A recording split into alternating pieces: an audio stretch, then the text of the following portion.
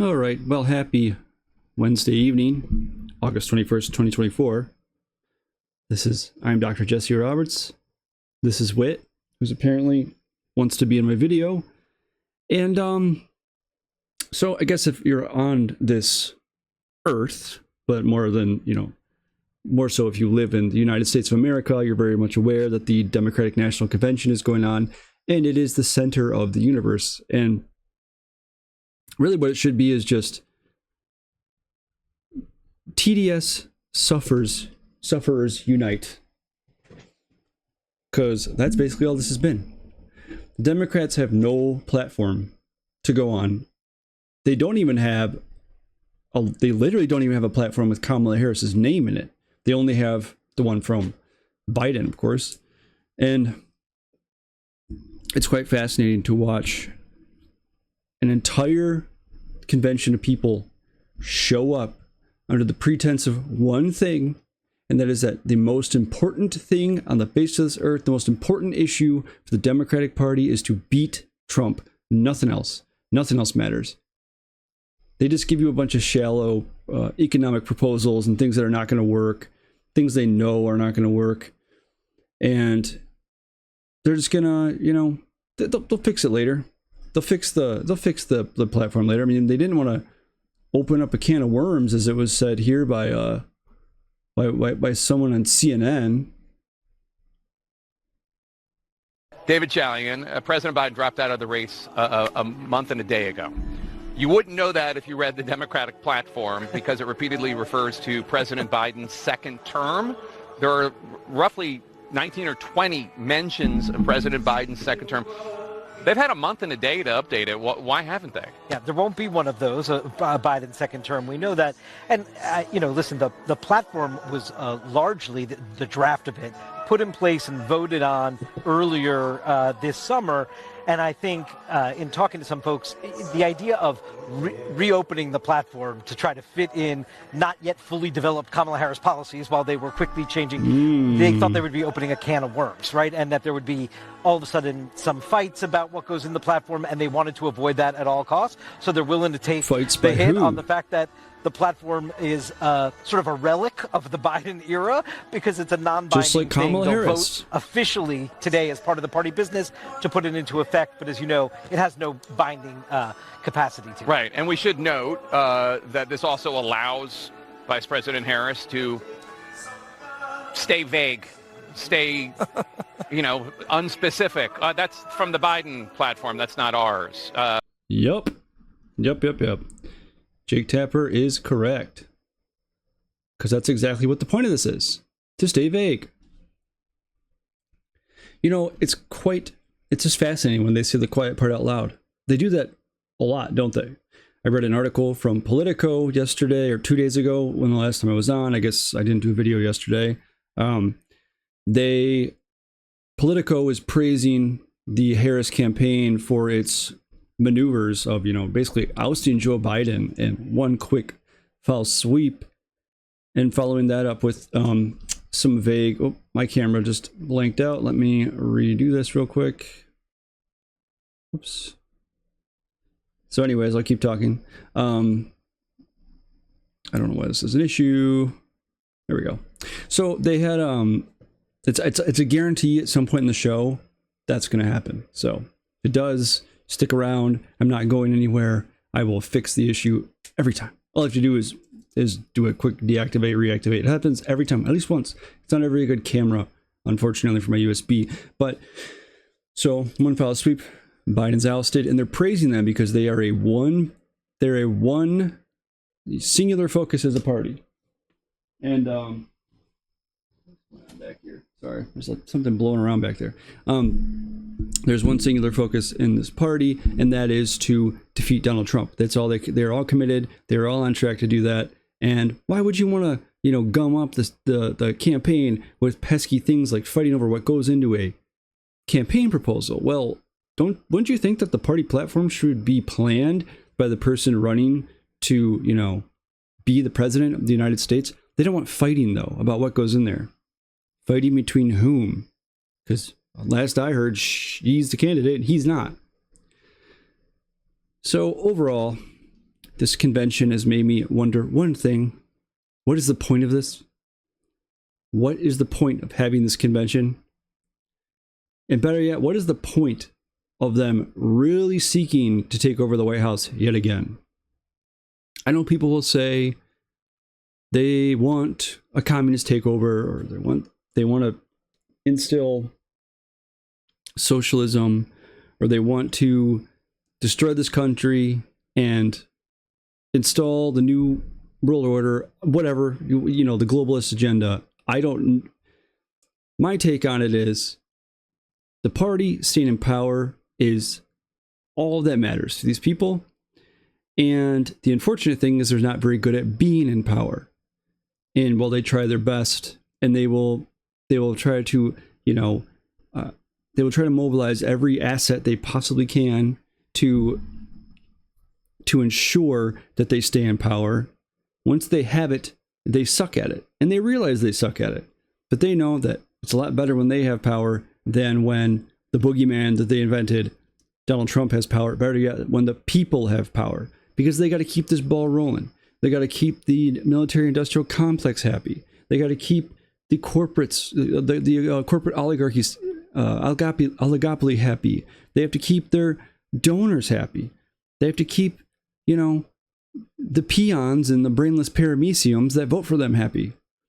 And they know that the one way to do that, to keep their voter base happy, is just to demonize Trump, and that's all that they care about. And they also put another thing in front of them on a shiny platter, and that is a candidate that checks certain boxes, if you may. And you've seen that when they go around interviewing people why they're voting for her. 9 times out of 10, it's she's a woman, she's a woman of color, she's pro-choice or pro-abortion, I guess is more. I don't think that do they use the term pro-choice anymore. So that's what they've come to. Those are the most important pressing issues to this voter base, over things that actually matter, like the economy and things in our foreign policy and the wars that we keep funding. But they don't want that to change. They don't want the military-industrial complex to lose their constant stream of funding.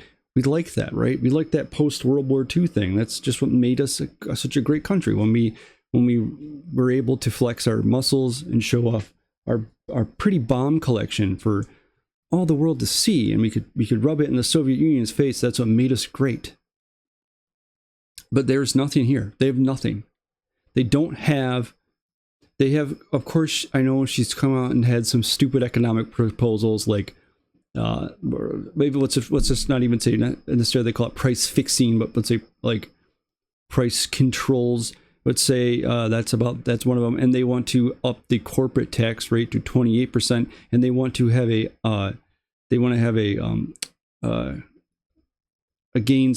capital gains tax, including unrealized capital gains, which is insane. And if you think that that's to go after the wealthy, you're kidding yourself, because I've said this 1,000 times. I'll say it 1,000 more, that why would corporations and the wealthy and big tech and it's all the, you know, all the wealthiest people you can imagine, aside from like Elon Musk, why would they support the Democratic Party if the plan was to make the corporations and the rich pay their fair share and really take care of society? That's not even an economic plan anyways. There's nothing there.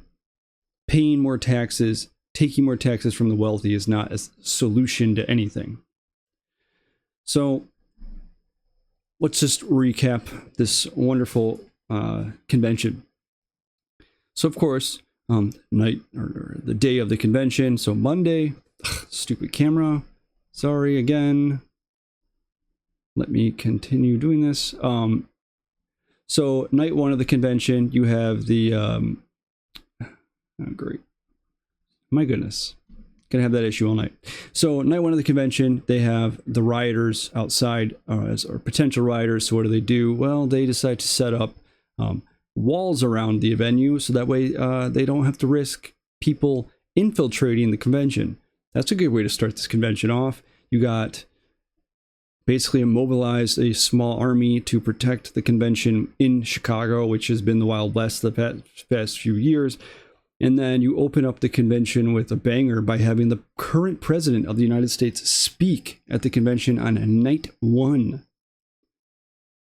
Now, that should tell you everything you need to know about how they feel about our trusty president, Joe Biden, that he's completely useless to them. And they're also aware of the failures of his regime, and they're aware that they can't tie Kamala Harris to them if they really want to win this thing. So when you bring somebody in night one, what's going to happen by the end of the week? Who are you going to forget the first time? Who's the first you're going to forget? You're going to forget the speaker from night one. You're going to forget Joe Biden's speech, which it was a real good speech. I don't know how you could forget it, that, the guy spent like an hour just raging and screaming at Donald Trump, which is Obama spent his whole speech demonizing Trump. And I'm sure that's what Walz and Harris will do. That's all they have. And so you have this wonderful opening night. So you bring Biden in night one, and it's the ultimate slap in the face to him. It's saying, we want you to give your speech so we can pretend like you are something, and then we want you to get out of here, and we need to forget that you exist. We don't need people tying Harris to you. We don't need any of that stuff. That's what this is. So you have that night one. And so let's just go over Obama. I keep saying Obama. What's wrong with me? Going over Biden's speech night one. So one thing that's hilarious to me is they always talk about Trump as he is just, everything that comes out of his mouth is a lie. Is it? He sure probably seems to embellish a lot, lie a lot, whatever. I don't really care. I'm not talking about him. I'm talking about the Democratic National Convention, because it's the center of the universe right now, isn't it? So he comes out, and what does he open the speech with? He talks about the Very Fine People hoax. Shocking, I know. But that thing's been debunked how many freaking times? And yet we continue down this road. So I'm trying to pull up a clip here and show it to you. Just making sure my screen's not frozen. Here we go. So this is just one of the many lies that Biden espoused on night one, which, if anybody lies and has lied their entire political career, it's this clown. Ready? Was asked what he thought had happened. Donald Trump said, and I quote, "There are very fine people on both sides. My God." That's what he said. That's what he said. That is what he said and what he meant. Okay, so do you think that this is just my theory? Do you think that Joe Biden just doesn't know the internet exists? I mean, he's 80 years old. Okay? I can imagine that he probably knows how to dilly around in the internet a teeny bit. Probably knows how to watch a YouTube video or something. Probably knows how to check his email. Probably thinks he's real tech savvy there, but does he not realize the internet exists? And we can fact check this in 10 seconds because he goes, that's what he said. That's what he said. He's saying it like he is somehow dropping this bombshell on you. This bombshell of information that is just somehow, wow, did that happen? He said that? Well, hate to be the bearer of bad news there, Biden, but even Snopes has fact-checked this whole thing. So I don't need to recount all the lies here and do all the fact-checking. I'm sure you saw it all, but here's just a small snippet of what really happened. And you had people, and I'm not talking about the neo-Nazis and the white nationalists, because they should be condemned totally. But you had many people in that group other than neo-Nazis and white nationalists, okay? And the press has treated them absolutely unfairly. And you Oh. So wait, he didn't say that? Biden, You got me again. So he continued along. He did the bloodbath hoax. I'm sure you saw that. He said there was going to be a bloodbath when Trump was talking about an economic bloodbath. He did the suckers and losers hoax, where he said that Trump called Americans killed in action, suckers and losers. They can take any story they want, make him look as bad as they want, and these idiots will believe it every single time. And it's incredible when these stories have been debunked so many times, okay, and they're also they also have no other platform than to go after Trump. And they know this. They know they have no other platform. And they have to demonize him. And the only way they can is if they completely, reinvigorate their hatred of him based off these lies they've been kind of peddling for the last several years. And Biden has peddled this lie every single time. He did this during the debate. He brought up the very fine people thing during the debate on June 27th. It's just, and the only way that's possible for them to continue to have popular support is if they have a media that's complicit in this whole thing. Guess who's been complicit in this whole thing? The media. It's real. They're guilty. Because if you had a neutral media, if you had actual journalists in this whole thing, who would, if you had actual journalists who would do their actual job, they would be calling him on these lies. But they'll never do that. Why would they do that? Because they want nothing more than more of this. They want this to continue. So we had that banger, Biden dips out. Bye, Biden, for the rest of the convention. The sitting president of the United States speaks night one, and then he's gone. That was essentially his farewell address, and ended up just being more like indoctrination for people that have TDS. So he buzzes off, and that's it. We're done. And when Obama speaks night two, mind you, guess who's not there for night two? Well, it's old Kamala Harris and Tim Walz. They're not there night two? Nope. Why do you think it is? Well, let me show you. As I slowly pull this up, if my camera freezes, I will fix it. So don't go anywhere. Dun, dun, dun, dun, dun, dun, dun. Okay, so this is from The Blaze. Kamala Harris and Walz skipped Obama's DNC speech to avoid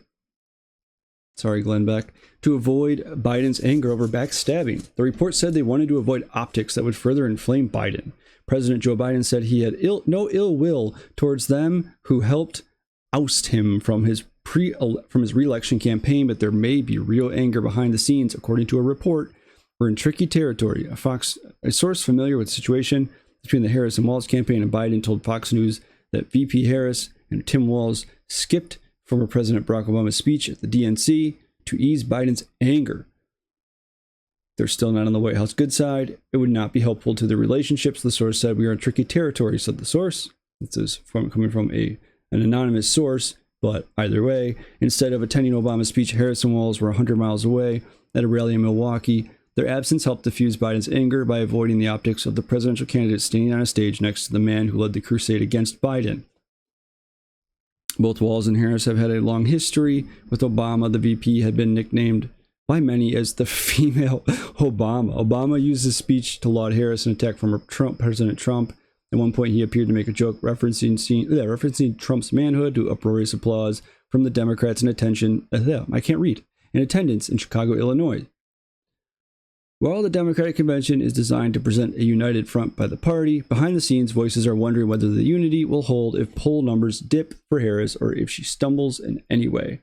Harris will give the final speech at the DNC on Thursday after accepting the party's presidential nomination, and that will probably just be so much fun to watch.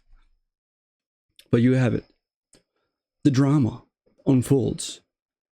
interesting how Biden was ousted by subverting the very democracy they claim to protect.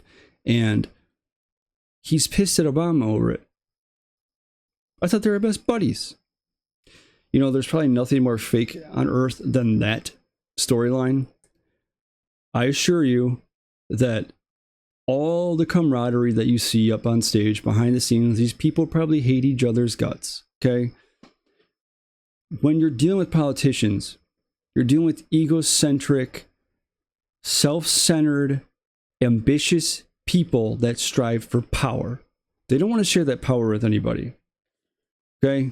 That's a big problem with Donald Trump. Donald Trump is he's very, very egocentric.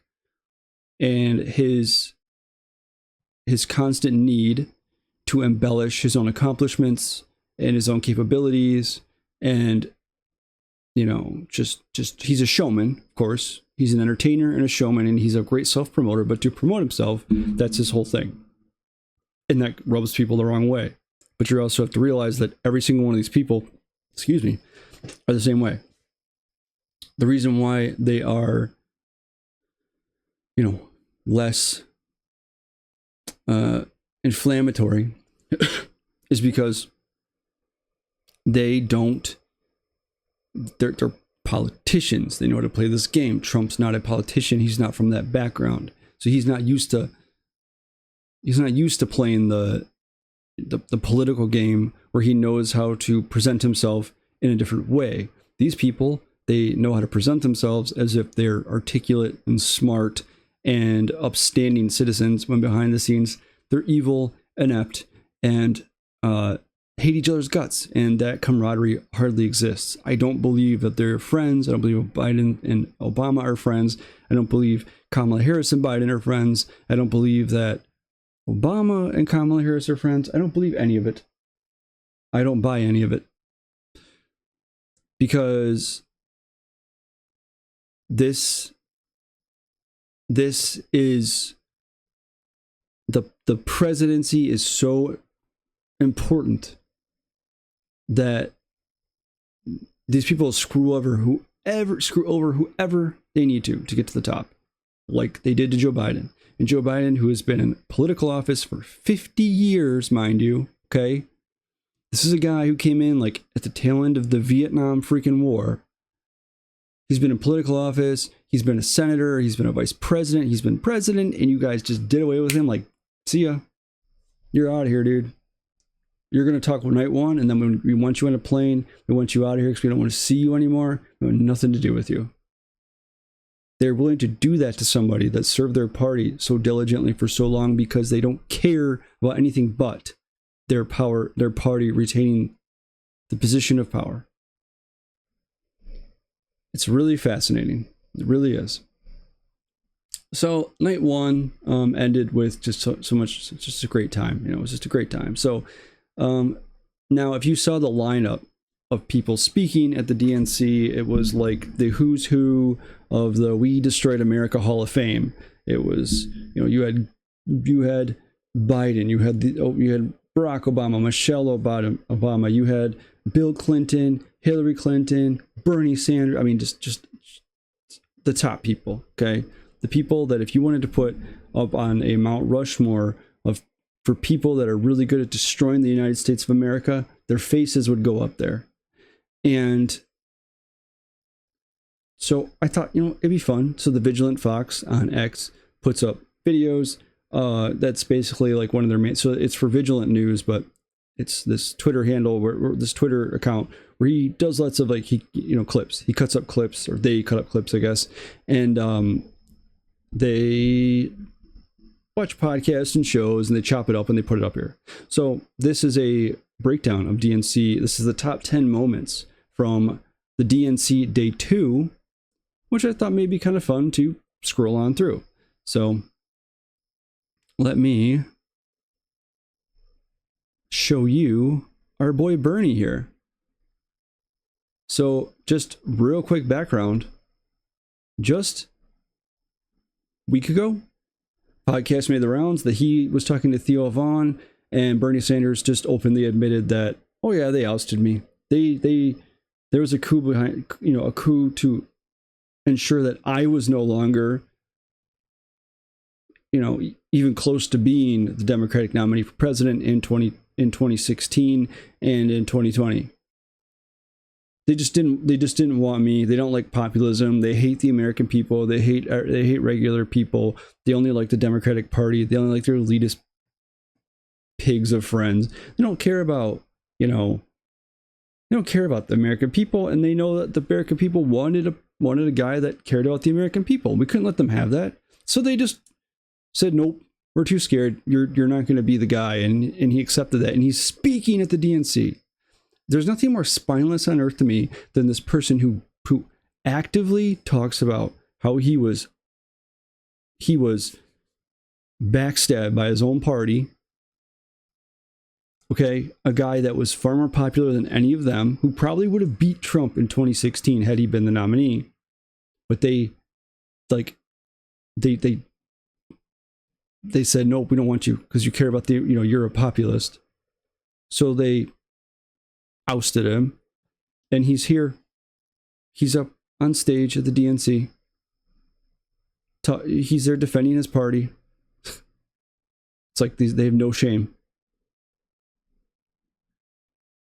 Big money out of our political process.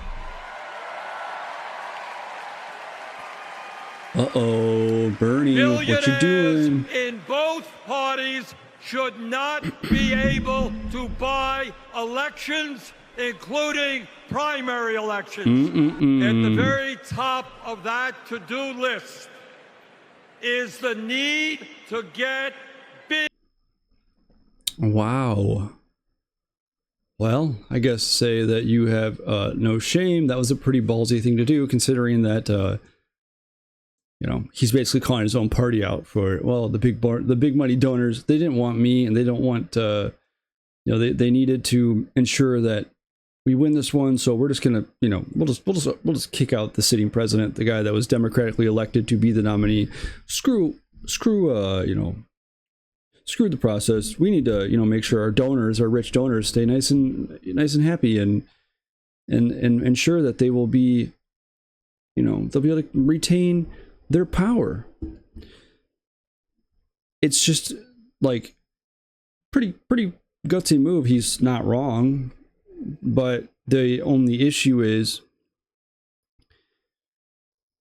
it's the way that you finance campaigns. It's not even necessarily just campaign funding. That's how it's done. It's through the political action committees and stuff like that, where they're like, we're not actively we're not endorsing a certain candidate, but we'll just make ads attacking the other candidate. It's a joke. The system's a joke. So let's see.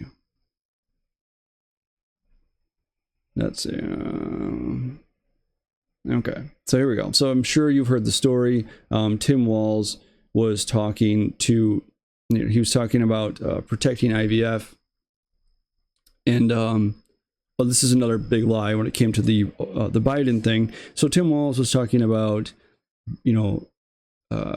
Vance and Trump going after reproductive care because that's what they've talked. The only thing that they ever feel like talking about, and they claim that he takes it personal because they want to go through IVF or something like what are you talking about? Trump has actively said numerous times he's not going to touch the abortion issue. This guy is actually traditionally a Democrat, a New York Democrat. Okay? He never really wanted to touch the abortion issue. And this premise that he somehow overturned Roe v. Wade, that's not, the Supreme Court did not overturn it because of political decisions. It was overturned because it was bad legal precedent. When it came down to a constitutional issue, and it was because it was built off of other bad Supreme Court decisions. That's why they overturned it, kicked it back to the states. He said it numerous times. He wants it to be a state issue. And guess what? They're still out there saying that if he's elected, he'll take away your precious rights. You're precious, the only right you have. It's like, no, That's not even remotely what's going to happen. And Tim Walz he's a lying sack of crap. And he knows that the base, brainless people that have no capability to think independently, well, they're going to, they'll believe it. Delete the whole thing. Hook, line, and sinker. Because they do. They go out there and they talk about it in the streets and they interview people. That's all that matters to me. Ready for this one here. Vice President Harris's running mate Tim Walz is set tomorrow night. The campaign is having to clean up some comments he's made about one of the campaign signature issues having to do with reproductive rights. This is what Governor Walz said on MSNBC while criticizing J.D. Vance. Take a listen. J.D. Vance knows nothing about that. And then he keeps going into all of these things. Today's IVF day. Thank God for IVF. My wife and I have 2 beautiful children. Now, that's not accurate, right? I mean, it wasn't IVF. It was a different procedure, and his wife, Gwen Walz, the First Lady of Minnesota, is taking care to tell CNN that they actually used a procedure called intrauterine insemination. IUI. It's a process she described as an incredibly personal and difficult experience. They did use fertility treatments. It wasn't IVF. Any woman Come who's in, Sergeant Major. I'm sorry. Hold on. I want to... Any one of the 1 in 7 women who goes through fertility treatments, IUI is part of the suite of fertility treatments. It's a step below IVF. It's direct insemination versus creating embryos. I think that is a stretch to say that it's not part of the broader fertility treatment. The way they explain it is he just talks like how regular people talk. I mean, my husband wouldn't know the difference. First of all, my wife did IUI not once but twice, and then we did IVF not once but twice, trying to have a child. And so as a father of IVF babies or whatever, yes, I would call... I mean, you're not winning if you're making You would what? You would say it's the same thing? I would just... as a man, I would probably mess that up. Look, guys, this is a head-scratcher politically, why clean it up? It's just have your facts right as you come out and you're going to tell the story. It opens up an opportunity for them to now have to, try and bury it, clean up in their convention week. But we will have this discussion with J.D. Vance and Donald Trump any day of the week.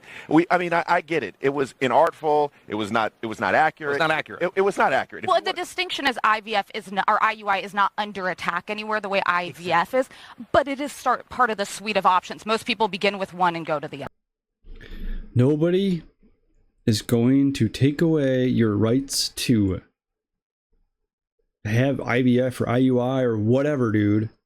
And they want to paint JD Vance like he's this traditional, conservative who thinks that women should just be in the home, making sandwiches for their husband and, scrubbing the floors all day, raising the kids. You got a wife at home with like 7 kids, and that's what JD Vance wants. That's what he wants for women. It's absurd. But they don't... Tim Walz is obsessed with attacking JD Vance. I understand it's VP versus VP, but I think Tim Walz is an idiot. But I also think Tim Walz is very, very, very good at doing things like that. He's very good at doing the... I'm not blatantly saying that like we had IVF, but thank God for IVF. And, today we have 2 girls. Okay, well then you would assume you're saying you had IVF. Well, he didn't actually say he and his wife used IVF. Just like the whole, weapons in war thing, or he's as good at that. He's good at. I don't know if you call that really necessarily like a lie by omission type thing, but it's just that he'll omit the part where he'll stretch it so it sounds like he's talking about himself when he's not. That's very good politics, but this whole thing is ridiculous. Like, this premise that they're even going after IVF is stupid, but this is also another bad luck because Tim Walz is full of crap all the time. He lies. He lied about... They still call him Sergeant Major. The whole coach thing is laughable. So allegedly, he went after Tim Tommy Tuberville. And I'm a college football diehard, NFL diehard. I remember Tuberville back when, I was in high school when Auburn, when he was the head coach there, they went undefeated one year. I mean, like, he was a pretty good coach, coaching in the SEC, and he coached at Ole Miss before that. And I think he had, 15 years coaching in the SEC. And he ended up, Walls went after him, like, basically calling him brainless, like, he'll be the smart football coach. And it's just like, dude, Tim Walz was like an assistant coach on a high school team. Cool, good for you. But to go around acting like you should be called coach is pathetic. And you're attacking, it's just so corny and so, like, they're trying to be folksy. Like, this is Coach Vance, down here in the farm. This is Farmer Vance, or Farmer Walls. I mean, it's like Tim Walz is, it's a joke. Like, he was not a good, if he was a good assistant coach, they would have had him be a head football coach. But yes, I think one of his teams won like a state championship as an assistant coach. Cool, good for those kids. But you're attacking a guy that coached at one of the highest levels in the country. That's beside the point. I'm just saying, Tim Walz, liar. He's good at playing that game. He's good at, they say Trump upsells, or, tries to play up what he did and, what he's done. And it's like, talk about this guy, man. Everything out of his mouth is a lie. And I'm sure they're regretting picking him. My name is Dr. Joey Perella, pronouns she, her, hers. I'm a proud resident of the Garden State. I'm proud to stand with Kamala Harris and Tim Walz because they stand with the LGBTQ community.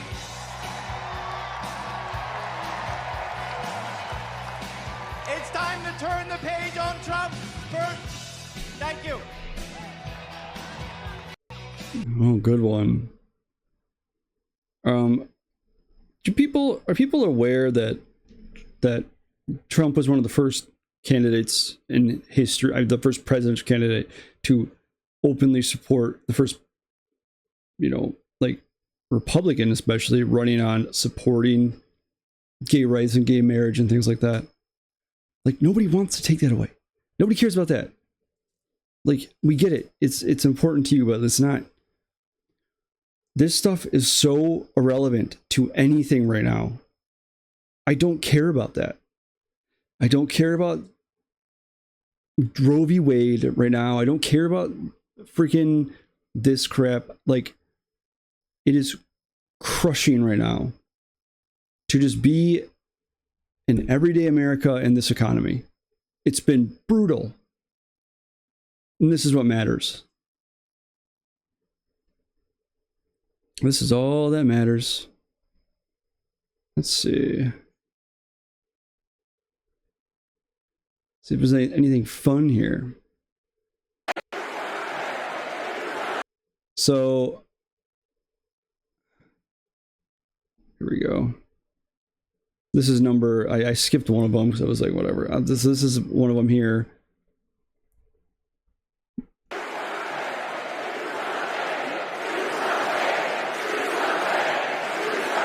Do something. You all. Okay, so do something. It's like, who's currently in the White House?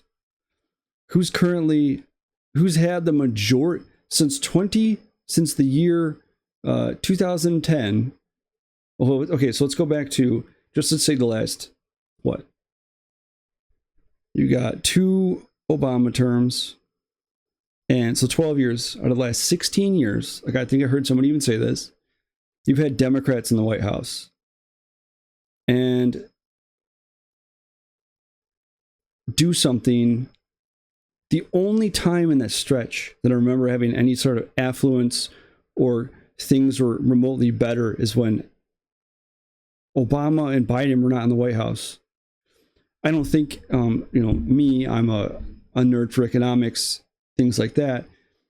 I don't think that, our economic affluence during Trump's time really had much to do with what he was doing overall. I'm a believer in the boom bust cycle. I think we were going through a boom at the time, but there were things that helped. Certainly with drilling. If we became we were producing our own energy sources at home, our own fuel sources, manufacturing, things like that. But so from an economic standpoint, saying do something, I know that's probably not what they're talking about, but they're just saying, we got to fix the country. We got to fix the way things are. Well, who's responsible for that? I am a product of the 90s, born in 1987, and grew up as a kid of the 90s. I vividly remember 9/11. I remember what things became after 9/11, and I remember Obama very, very vividly because I was I graduated college and then I had to go out and get a job, and I'm of the generation where I was always told, well, if you want to be something, you have to, you have to go to college. That's the only way you'll be successful in life. And I get out of college and I go out and I'm making $8 an hour. I end up working 2 jobs just to survive, just to feed myself. And then I remember Obama getting, remember the 2012 re-election. Remember Mitt Romney, of course. But just the way things changed at that time. It was just government spending like nothing else. We were getting nothing in return, but also just the divisiveness, the language. Growing up in the 90s, I don't remember racism really being a thing. I don't remember it being this like tense issue in our culture. And even up until like 2000, until Obama got elected, and then all of a sudden it became this divisive issue in the country. And it's been really awful since. Things like that. And the Obama was obsessed with the partisan thing. Everything was always the Republicans' fault. He didn't ever try to work with the Republicans. He just tried to blame the Republicans for everything. And like that divisiveness was a cancer for this country, and it still is. And these people chanting, do something. It's like, you're talking to the person whose husband, like, quite literally put us in this situation. But yep, Michelle Obama is going to do something about it. Now, this is so cringe. Tim Walz is so cringe, and he seems, there's something off about this dude. Okay, and I'm sure that if you have a brain, you can see it too. But here we go. Governor Tim Walz.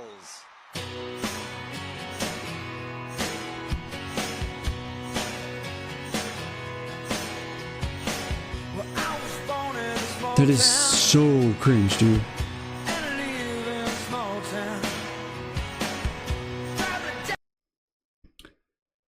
Oh boy. Was anybody else expecting him to come out and be like, Pyah! That's what I was expecting. Pyah! Man, those were some sick moves. It looked like I don't know. It looked like Taylor Swift walking up to accept a Grammy or something. Governor Tim Walz. Watch this, what he does right here with the heart thing. Oh, that is, wow. Yay! The lockdown governor, the guy that wanted people to rat out their neighbors for breaking his rules. Ugh. Now this guy, Gavin Newsom, this guy is demonic. I can feel it. I don't know about you, but I get the sense when I watch this guy that's the case. So here we go. Let's see what the old destroyer of California himself has to say. My name's Governor Gavin Newsom from the great state of Nancy Pelosi. Oh wait, did you hear the song in the background? It's what Kamala Harris used to listen to in college, remember? when she was a kid. She used to listen to Tupac, even though he wasn't a thing. Come from a state like our nation of dreamers, of doers, of entrepreneurs, of innovators that prides itself on being on the leading and cutting edge of new ideas. California is the most diverse state in the world's most diverse democracy. Shut up. And we pride ourselves on our ability to live together and advance together and prosper together across every conceivable and imaginable difference. But the thing we pride ourselves most on is that we believe the future happens in California first.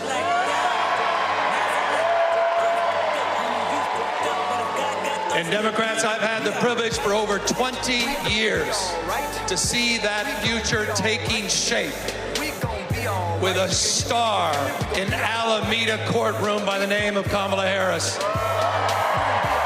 I saw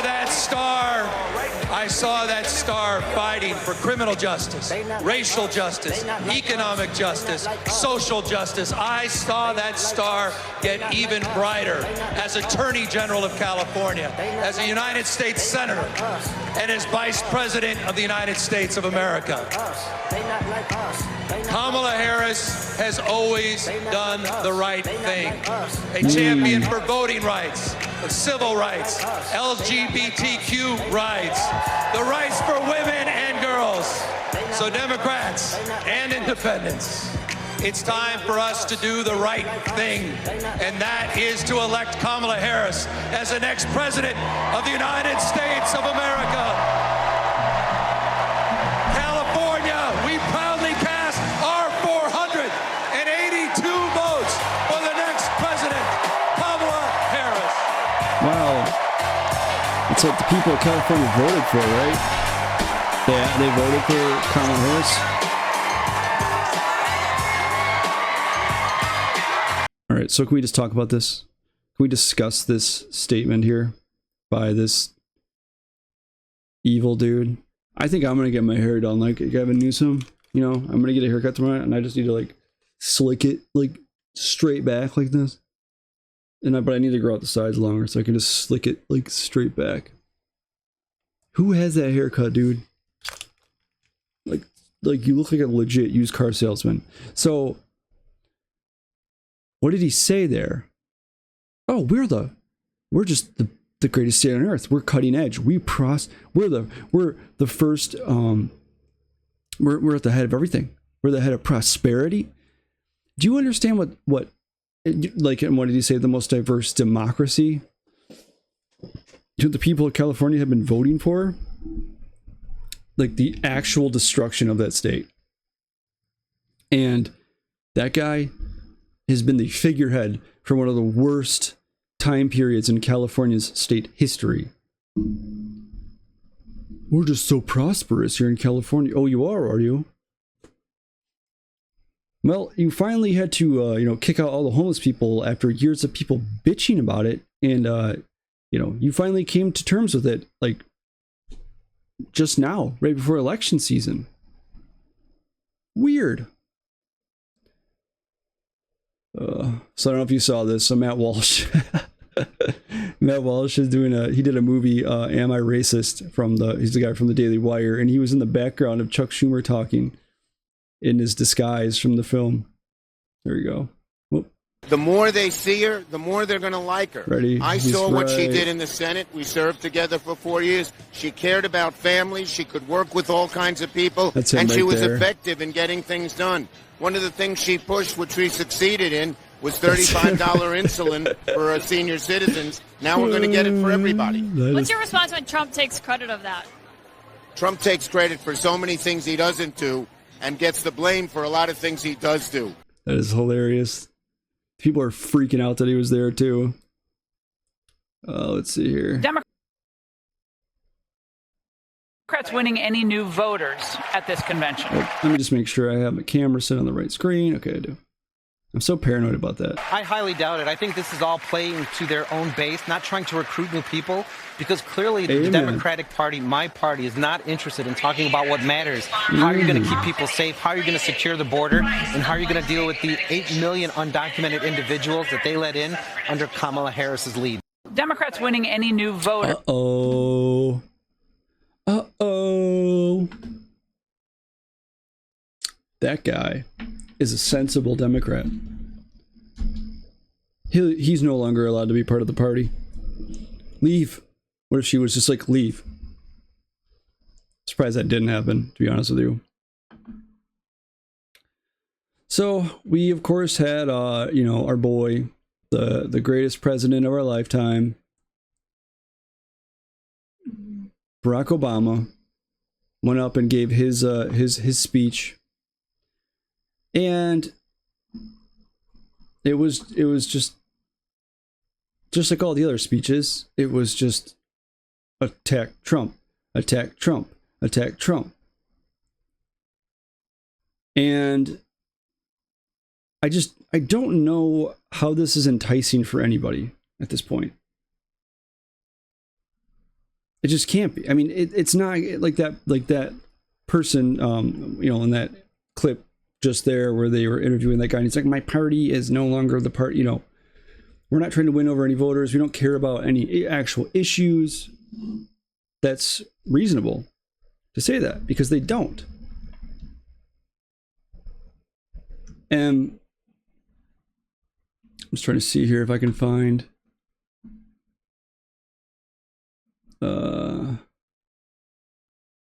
it's a 35-minute speech. Here we go. This is Barack Obama's freaking hilarious, man. Wait for this. I do see him. Here's a 78-year-old billionaire who has not stopped whining about his problems since he rode down his golden escalator 9 years ago. It has been a constant stream of gripes and grievances that's actually been getting worse now that he's afraid of losing to Kamala. Kamala. Oh, my God. There's the childish nicknames, the crazy conspiracy theories, this weird obsession with crowd sizes.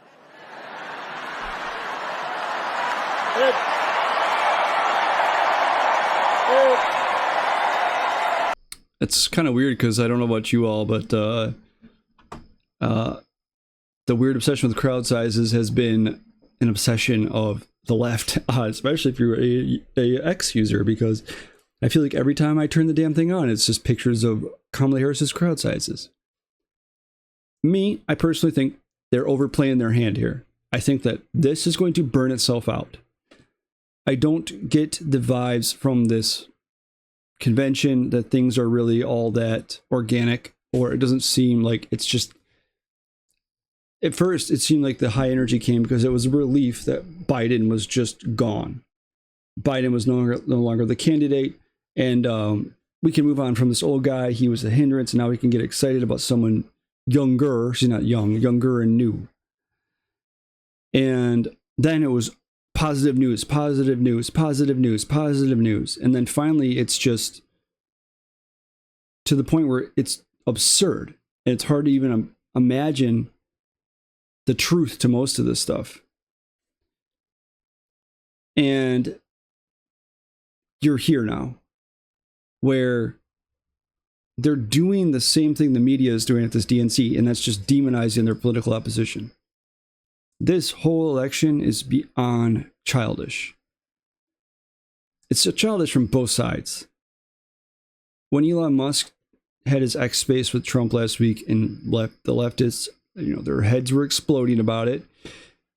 There was literally a letter given out to the people, I guess, or I guess it was like a post that made it look like a press release, and it was like on Twitter.com. We're not calling it X.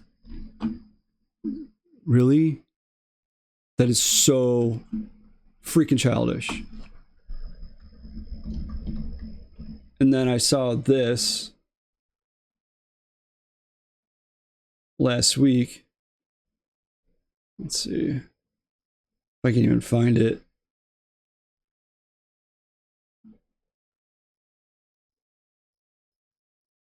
That's the right one. There was like at some point last week, you know, Biden called Trump Donald Dump. But we live in just the dumbest time ever. That this is how we're gonna do this election. This is it. It's going to be this. It's going to be name calling, and it's going to be lying, and it's going to be like lying to a level never before seen. And I hear the biggest complaint most of the time I hear about Trump is all he does is lie. The guy never tells the truth. All he does is lie. All he does is lie. All they do is freaking lie. All both sides do is lie. I don't want to hear it. You don't get to be self-righteous about this whole thing. So, of course, as the DNC goes on, well, their heroes are speaking. You know, there's all kinds of... It's dangerous, man. There's all kinds of violence and activists in the street.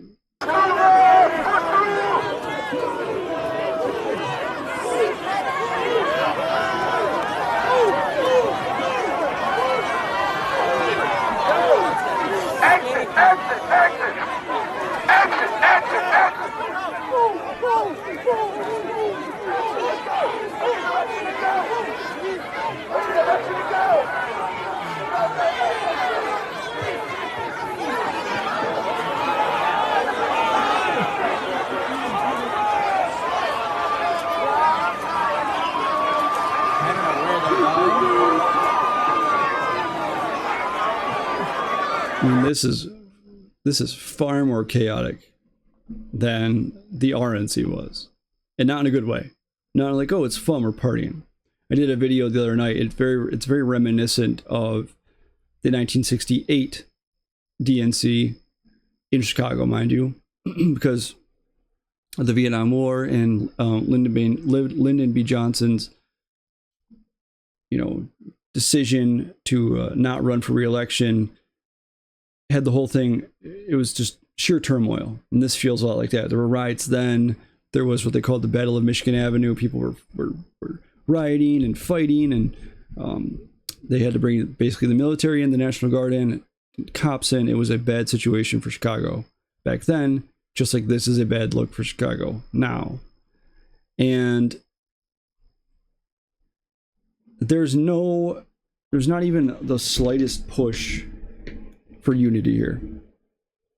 Sorry if I seem off at all. I've been having this inner ear infection for a few weeks now. I get this once in a while. I mean, I had broken my nose at one point, and now I get chronic sinus infections on one side, and then I get inner ear infections. And when I do, I feel like I'm falling over sometimes. And that's kind of how I feel now. It makes me kind of dizzy. So if I lay back like this, do forgive me. Also, I don't know if you're how old you are, but I have a bursa on my hip that's like this big, I swear.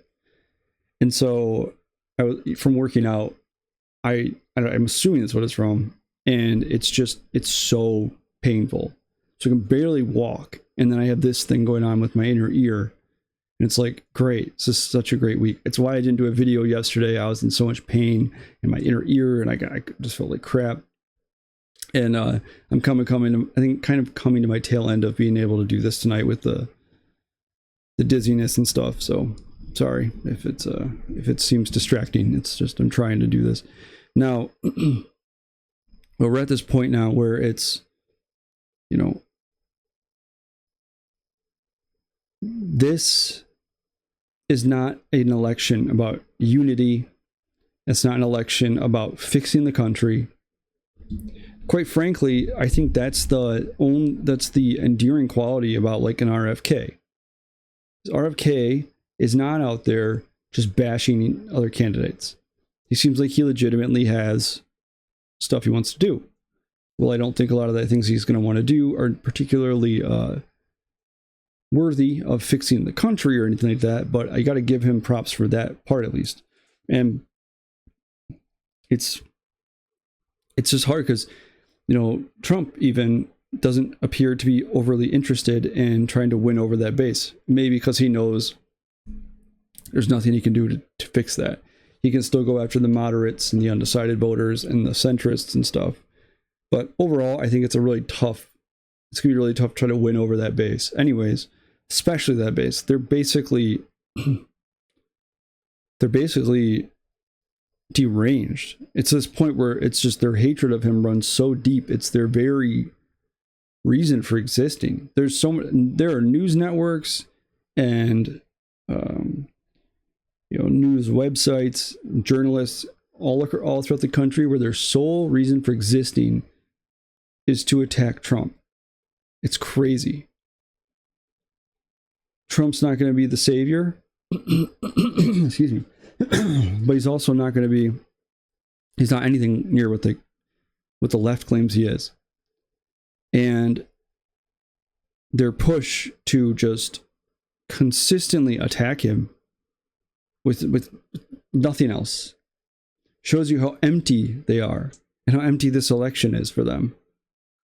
They have there's zero implication that they would like to fix any of the problems. They don't even have good candidates. The best they could come up with was her, one of the most unlikable politicians in history, one of the most disapproved of vice presidents in history. And this is what they want to do. They're running her because they don't have anybody else. There's nobody up on deck. They don't have young rock stars. I was always, Newsom. I think Newsom is a guaranteed loss because people know who Newsom is. Nobody knows who Kamala Harris is. That was done on purpose from day one. They sequestered her off into her own little corner and said, "All right, we're done. We're done with you." And I think that's the issue here, is that Gavin Newsom is just too well known. Tim Walz is not known either. Nobody knew who he was until he was the selection. That's on purpose. So there's no candidates you care about because I can't find anybody else. There's no issues that they're actually trying to combat. I mean, give me a 28% corporate tax rate and then a massive capital gains tax. That's not going to solve any of your problems. All that money is going to go to the government and they're going to blow it. They're going to give it away to Ukraine and give it away to Israel and all this crap. It's just, that's the whole infuriating aspect about this, is that they're telling people that tax breaks are what's costing us, is why the debt is so bad. That just doesn't make any sense. If they were giving tens of trillions of dollars or trillions of dollars of tax credits away to big corporations, sure, maybe that would make sense. But tax breaks is not money the government's printing to give away to corporations. They're just saying we need to steal more money from the corporations to fix our financial problems. It's the Republicans' fault for giving that away. And in case you're not aware, Trump's his plan to give a tax breaks to the wealthy is he's bringing the tax rate from like 21% to 20%. Ooh. He's basically just giving the country away to the rich. And can we please talk about why is it such a sin to be rich in this country? Why is it so evil to be wealthy, to be successful, to work your way up, to become a billionaire or become anything, own a corporation? Why is it the wealthy always have to be demonized? They're not paying their fair share. Okay, but you don't understand how this works. Wealthy people don't just have bank accounts filled with billions of dollars. Idiots. They're a net worth. Like if Elon Musk is a net worth of, let's say 120 million or 120 billion, or something like that. He doesn't have $120 billion on his debit card. He probably doesn't have that much money on his debit card at all. His net worth is tied up in, so that's Twitter or X, that's Tesla, SpaceX, whatever business holdings he has, assets, property. Like a company like Walmart. How many stores does Walmart own? How much property do they own? That's where the worth is in. And they have stock and they produce their own products. And what do they do with that money? Well, they build more stores and they employ more people. Yes, it's awful because it puts smaller companies out of business, but guess what? That's just, do you deserve to be punished by the government for making money? You're going to be taking money away from people that they don't have. When you're going to go after, what's going to happen is they're going to tax the crap out of these companies. And these companies are going to have to start laying people off. They're already talking about making a $15 minimum wage, and they're going to bring it even higher, I'm sure. So I've spent years of my life as a retail manager. I worked in the pet supplies, pet supplies industry, I guess you can call it. I worked as district manager, and I worked as store managers, and I worked as I've made pet supply products. And when you work in businesses like that, it's impossible to find people that are worth paying $8 an hour. Okay, let alone $15 an hour. So young people that normally work minimum wage jobs, that's how they get their foot in the door and start out in life. A lot of them are just, they're not worth paying that much. They're terrible. I've had so many of them that were just terrible. They're not worth that kind of money. So those companies are not going to be able to pay to somebody that massive wage. I know it's like, oh, it's $15 an hour. Well, guess what? The companies already operate on super small margins as it is. And then they're going to have to pay somebody that doesn't know what they're doing, who doesn't want to work hard, that kind of money. It's going to be, they're going to have to say, okay, well, I'm only going to hire like 2 or 3 good people, and the rest of, the people who suck are going to just, you're not going to have a job. You're not going to be able to learn, to have a good work ethic and what have you. So I think that's the unfortunate reality of the situation, is if you start taking money from companies that they don't have, they're going to be forced to make cuts. And it's also ironic because you're like, okay, well, we need to cut. We're fighting against price gouging, so we need companies to pay their fair share and take away their ability to price gouge and stuff. And then we're also going to take away more of their money. Well, how are they going to keep people working there with higher wages if you're taking more of their money? They're going to have to compensate how? By jacking up prices, because tied into prices is labor and cost of production. So they're going to have to jack up the prices, but they're not going to be allowed to do that according to Kamala Harris's proposals. So you'll just go out of business. Yay. Or you'll be understaffed and people won't be able to get what they need. It's a disaster. Her whole economic proposal, her whole plan is just nothing short of disaster. So, I don't know, this is not, if she wins and actually does any of that stuff, it'll be terrible. But everything's about just, we gotta tax the rich and demonize Trump. And a big reason why tax the rich is such a compelling thing for the left is because Trump's a billionaire. Right? That's what they want. They want to conflate him with all of his rich billionaire friends. And he's got, he's just made so much money by screwing the American people over and not paying his fair share. And it's like, how many people do you think the Trump business empire employs? How many contractors get jobs because he hires them to build stuff? But he's this evil guy because he's rich. Yep, that's such a sin in this country. Why don't you ask Obama or Clinton or Bill Clinton or any of these people how much they're worth? I got it.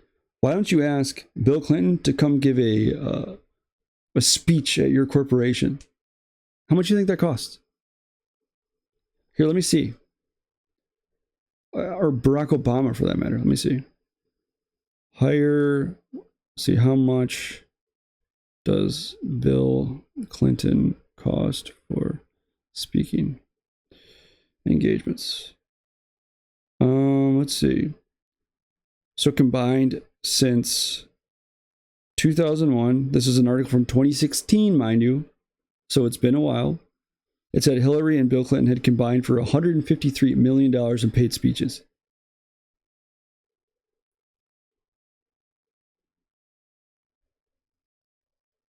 Let's see here.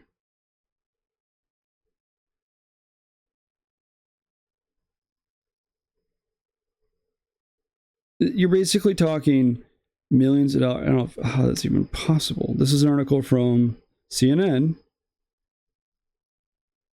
153 million in Bill and Hillary Clinton speaking fees from 2001 to 2016. That's an article on CNN. I can't see this, but it's there. It's gonna look like a big glowing orb. But yep, he's evil for being wealthy by building that up through his business dealings. Meanwhile, you charge, wow, $200,000, it says, on average, to have like Bill Clinton come speak.